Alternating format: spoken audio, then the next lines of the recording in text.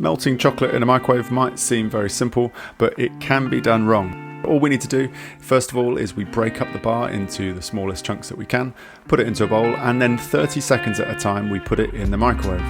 In between each of those 30 seconds, give it a stir. It might seem like to start with there's nothing happening at all, but when it starts to melt, it happens very quickly. So just keep doing it 30 seconds at a time, stir in between each time. If you don't stir it in between each time, the chocolate kind of holds its shape and it looks like it hasn't melted at all. And it can actually be really hot and eventually it will burn. Once it's really close to being fully melted, you might only need 10 seconds at a time, but just do it bit by bit and you'll get there eventually and you'll have this beautiful melted chocolate. Enjoy!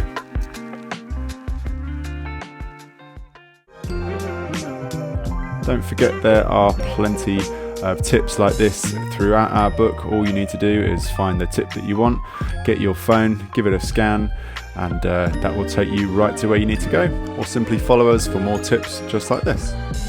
Enjoy!